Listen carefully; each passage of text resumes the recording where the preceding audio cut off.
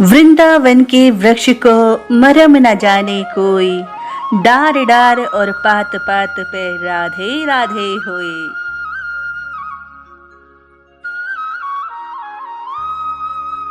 जी हाँ दर्शकों, एक बार पुनः हम आपको लिए चलते हैं वृंदावन धाम की ओर, जहां आज करवाएंगे एक ऐसे अनोखे मंदिर के दर्शन जिस मंदिर से जुड़े हुए हैं काफी सारे ऐसे राज जो शायद अभी तक आपने जाने नहीं होंगे। तो चलिए शुरू करते हैं आज की अपनी ये खास वीडियो। तो दर्शकों, वृंदावन की इन कुंज गलियों से हम आपको लेकर जा रहे हैं श्री राधा रमण मंदिर। इस मंदिर में श्रीपाद गोपाल भट्ट गोस्वामी द्वारा सेवित श्री राधा रमण ठाकुर विराजमान हैं। श्री राधा रमण जी के वाम भाग में गोमती चक्र सेवित है और श्री शालिग्राम के साथ गोमती चक्र की सेवा का विधान है।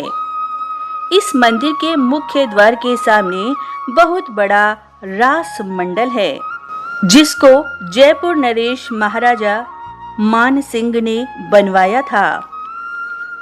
श्री चैतन्य महाप्रभु की आज्ञा से श्री गोपाल भट्ट गोस्वामी अपने पिता श्री वेंकट भट्ट जी के अंतर्ध्यान होने पर श्री वृंदावन धाम आ गए थे। यहाँ आने पर श्री रूप सनातन गोस्वामी के आश्रित रहकर उन्होंने भक्त शास्त्रों का अध्ययन एवं भजन शिक्षा प्राप्त की।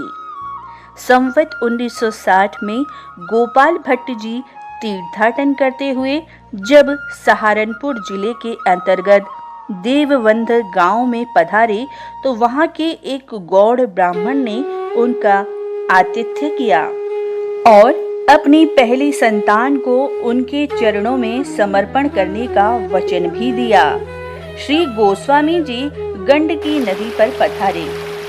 जब वह स्नान कर रहे थे तो वहां उनकी अंजुलि में एक एक करके 12 शालिग्राम की छोटी बड़ी शिलाएं आ गईं। उन्हें लेकर आप वृंदावन पधारे और यमुना तट स्थित केशी घाट के निकट एक कुटीर में भाव विभोर होकर श्री शालिग्राम जी की सेवा करने लगे। सेवा करते करते बहुत दिन व्यतीत हो गए और गोपाल भट्ट जी के मन में एक दिन विचार आया, प्रभु मैं भी आपका नित्य भजन करता हूँ, सेवा करता हूँ, क्या आपके दर्शन कभी मुझे भी प्राप्त होंगे? यह विचार उनके मन में चलता रहता। एक समय वृंदावन यात्रा में एक भक्त ने आकर समस्त श्री विग्रहों के लिए अनेक प्रकार के बहुमूल्य वस्त्र, अलंकार आदि भेंट किए। श्री गोपाल भट्ट जी को भी उसने सब वस्त्र, अलंकार आदि भेंट किए, किंतु श्री शालिग्राम जी को वो कैसे धारण कराए जाते?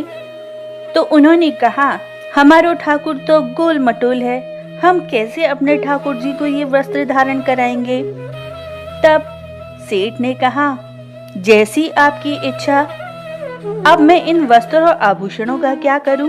तब गोपाल भट्ट जी ने कहा, तुम इन्हें यहीं रख दो, जो होगा देखा जाएगा। उस दिन गोपाल भट्ट बहुत रोए और ये सोचकर रोते रहे कि काश मेरे आराध्य भी अन्यान्य श्री विग्रहों की भांति होते तो मैं उन्हें इन वस्त्र अलंकारों से विभूषित करता। आज श्री नरसिंह चतुर्दशी के दिन ही स्तंभ को विदीर्ण कर भक्त प्रहलाद के प्रेम के वशीभूत हो श्री नरसिंह जी प्रकट हुए थे। क्या मेरा भी ऐसा सौभाग्य होगा जो दयामय प्रभु शालिग्राम से प्रकट होंगे? इसी चिंतन में वह रात भर रोते रहे। रोते रोते शायद थोड़ी देर के लिए आंख लगी होगी, तब ठाकुर जी ने उनको स्वप्न में दर्शन दिए और कहा, तुम्हारी इच्छा पूर्ण हुई है। गोपाल भट्ट जागे और उसके बाद अपने चारों ओर देखा, कोई नहीं था। फिर वह नित्य नियम की भांति यमुना जी में स्नान करने गए। स्नान करने के बाद उन्होंने आकर अपने ठाकुर जी की टोकरी को देखा। यह देखकर उनके आश्चर्य की सीमा न रही। शालिग्राम एक त्रिभंग ललित द्विभुज मुरलीधर मधुर मूर्ति श्याम रूप में आसन पर विराजमान है। श्री विग्रह की पीठ पर अब भी पूर्व शालिग्राम चिन्ह है। सारे ब्रजमंडल में एक आनंद उल्लास की लहर छा गई। वह दिन था वैशाख पूर्णिमा संवत 1566 सन 1542 का। श्री राधा रमण जी का महाअभिषेक उत्सव अति आनंद पूर्वक मनाया गया। इस प्राकट्य स्थल को दौल स्थली कहा जाता है। जिस प्रकार एक खंबे से श्री नरसिंह प्रकट हुए, उसी प्रकार श्री नरसिंह जयंती वेला में शालिग्राम शिला से श्री राधा रमण आविर्भूत हुए। श्री गोपाल भट्ट गोस्वामी शालिग्राम सेवा पूजा के साथ साथ प्रतिदिन श्री गोविंद जी, गोपीनाथ जी एवं श्री मदन मोहन जी की भी समुचित सेवा दर्शन आदि विशेष भाव व प्रेम से किया करते थे।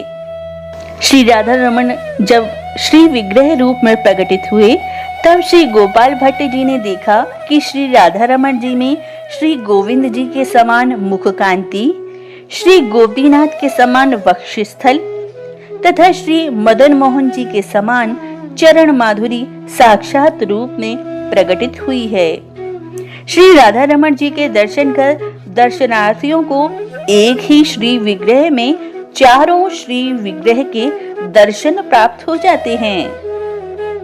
देववंद के ब्राह्मण ने अपने वचन के अनुसार श्री गोपीनाथ नामक अपना पुत्र श्री गोपाल भट्ट जी को आकर सौंप दिया, जिसे आपने संवत 1651 में दीक्षित किया।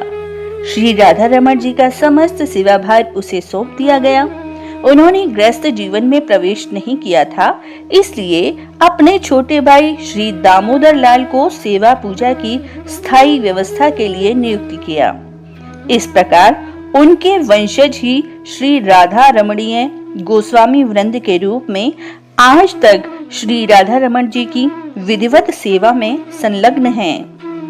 मुगल काल में जब औरंगजेब ने हिंदुओं के धार्मिक स्थलों को तोड़ना शुरू किया, मंदिरों में लूटपाट शुरू की, उस समय औरंगजेब के अत्याचार के समय भी श्री राधा रमण जी का श्री विग्रह वृंदावन से बाहर नहीं ले जाया गया।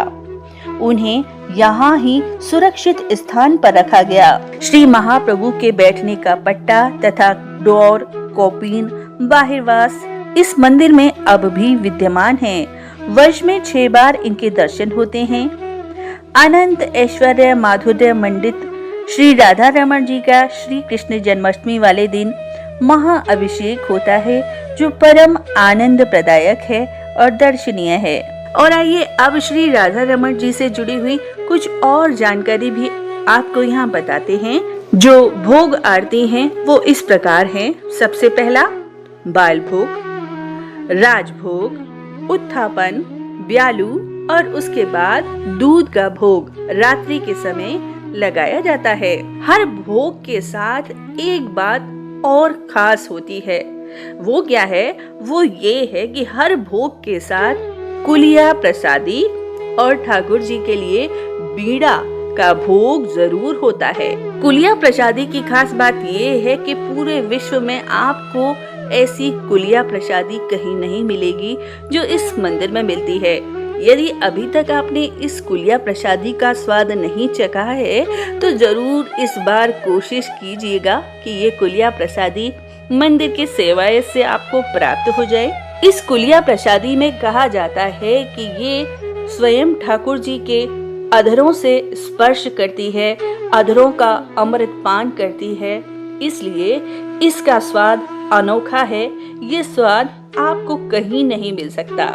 इसके साथ बीड़े का भी जो भोग लगाया जाता है वो उस प्रकार होता है जैसे कि हम और आप खाने के बाद मुखवास का प्रयोग करते हैं किसी न किसी रूप में। ये भी हमारे ठाकुर का बीड़ा है जिससे वो आनंदित होते हैं। इसलिए प्रत्येक भोग में कुलिया और बीड़ा इनका भोग साथ में जरूर लगता है।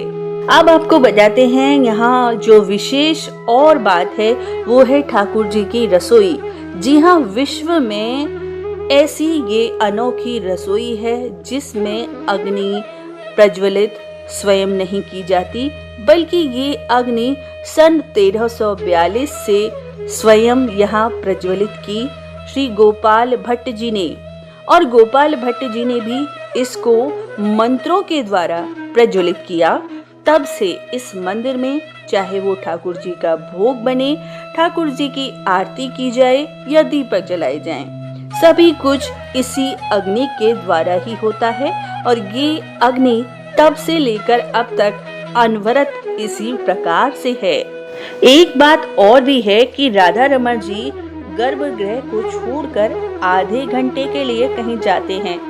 हाँ जी, वो कहीं जाते हैं, ये बात सच है। और वो जाते हैं जिस प्रकार से हम और आप अपने घर में भोजन के लिए एक अलग कमरा बनाकर रखते हैं, डाइनिंग टेबल रखते हैं, उसी प्रकार हमारे ठाकुर जी भी आधे घंटे के लिए अपने भोजन प्रसादी के लिए अलग स्थान पर जाते हैं। और राधा रमण जी की जो रसोई है, इसके हैं मालिक श्री गिरिराज जी।